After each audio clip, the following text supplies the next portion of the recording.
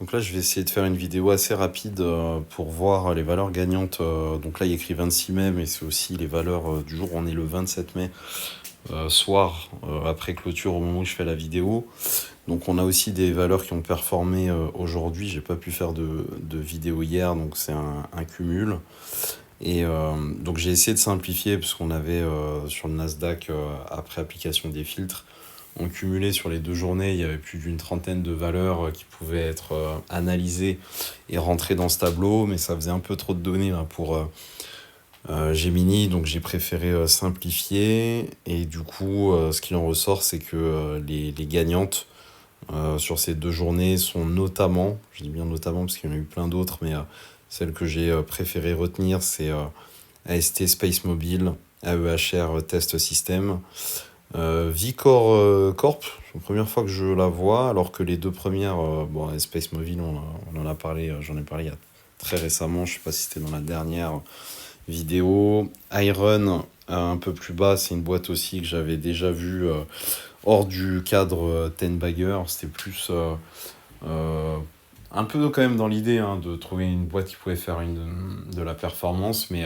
je l'avais plus vu en lien avec un ETF lié aux entreprises qui sont dans la crypto et plutôt dans le minage de Bitcoin et dans la gestion de l'énergie. Donc Iron, c'est une boîte qui est plutôt connue sur ce secteur-là et qui est intéressante. Je l'ai un petit peu via un ETF dans mon portefeuille depuis un petit moment, et c'est une valeur voilà, que j'apprécie. Je crois qu'ils ont une chaîne YouTube d'ailleurs sur laquelle ils postent certaines des vidéos de leur activité. C'est une boîte que j'aime bien, mais là dans le cadre Ten Baggers, je trouve qu'elle peut avoir tendance à être beaucoup trop volatile dans le temps. Et donc c'est pas forcément le type de valeur que je cible ici. AST Space Mobile, on en a parlé. Vicor Corp, j'aurais pu là opter pour Vicor Corp, mais j'avoue que je suis parti plutôt sur AEHR.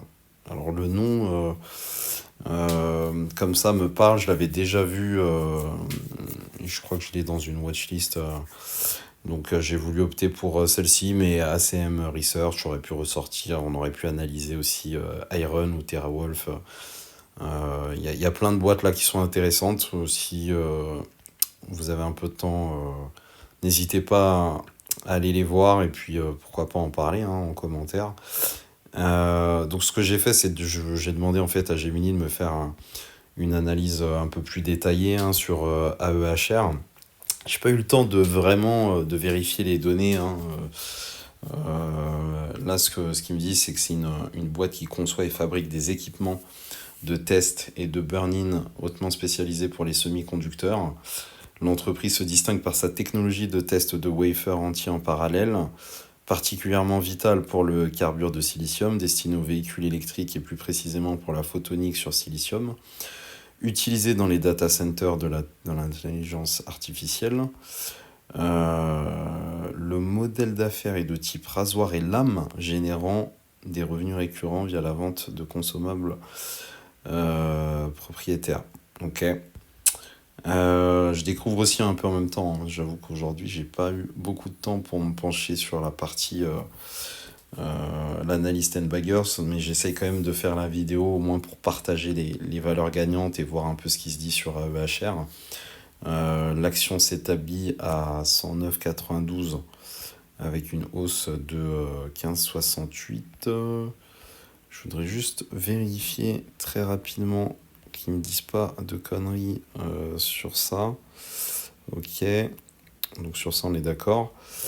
Score de linéarité qui est pas mal, momentum puissant, le titre en situation de breakout, les volumes sont intéressants, le ratio de Sharp, ok, état du RSI en surchauffe, surperformance par rapport au Nasdaq, la market cap qui reste à 3 milliards.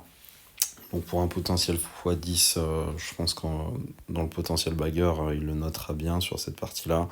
Croissance, les revenus ont subi une baisse pour s'établir aux alentours de 45 millions. Mais en hypercroissance grâce à sa percée dans l'IA. Backlog, la visibilité vient de s'éclaircir. 92 millions de commandes. Trajectoire PE, donc là, il me semble que les résultats sont pas bons pour l'année actuelle. Voilà. Mais par contre, le prévisionnel devrait être meilleur. Pour le DCF, il me dit difficile à justifier selon les standards classiques de la value. Le titre se paye 64 fois son chiffre d'affaires récent, ce qui implique que le marché price déjà l'hypercroissance. Ouais, ça c'est pas fou. Négatif sur les 12 derniers mois pour le free cash flow, d'accord. Marge de sécurité négative. L'action est valorisée pour la perfection absolue sur son exécution future. Il met quand même 7 sur 10. La concurrence, le marché global est dominé par des colosses comme Teradyne et Advantest. Ouais, ça m'a pas l'air d'être très intéressant tout ça. Market cap, donc là, il met que 6 sur 10 quand même. Hein. Faire un x10 l'amènerait à 32 milliards. Techniquement réalisable pour un équipementier semi-conducteur. Scalabilité, il met 9. Modèle économique sublime. Vendu oblige. Ok, santé bilan, catalyseur. Je passe assez vite. Valo, VS, Fair Value, on paye très cher. Mais je suis pas fan de ça. Ça a creusé, mais il met quand même 8. Je vais peut-être revoir les critères de notation parce que ça m'étonne qu'ils mettent. Il y a un 2 sur 10 et la note finale, il arrive quand même à 8. J'aurais dit moins. Ok. Risque concurrentiel. Donc je vous avoue que là, je fais un peu en live la pseudo-analyse très rapide. Mais en fait, là, je l'avais déjà vu cette boîte-là.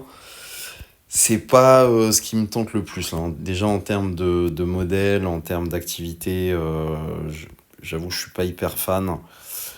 J'ai déployé le rapport sur cette boîte-là, mais en fait,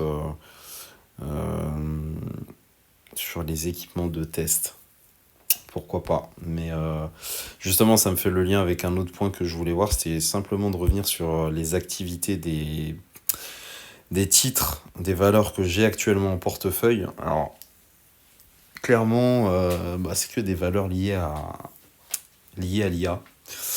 On a AXT, alors je les ai mises là dans l'ordre de la chaîne de valeur. Donc AXT qui fabrique des disques vierges, les substrats en métaux rares avec des cristaux qui servent de toile blanche indispensable pour graver les composants optiques. On a Reaber qui conçoit des machines industrielles géantes.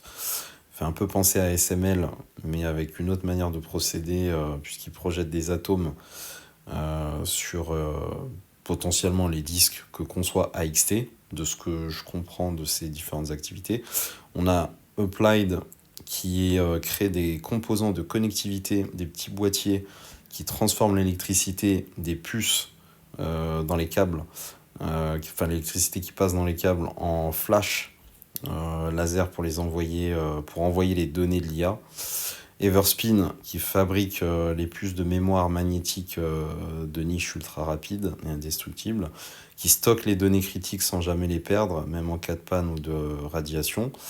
Calray qui conçoit les puces intelligentes qui trient et dirigent le trafic pour éviter que le processeur principal des serveurs ne surchauffe. TTM qui fabrique les cartes électroniques millefeuille complexes en fibre de verre qui servent d'autoroute physique pour brancher et relier toutes ces puces entre elles. De CRSI qui va assembler les différents éléments qu'on a évoqués au-dessus, qui va les assembler dans des serveurs géants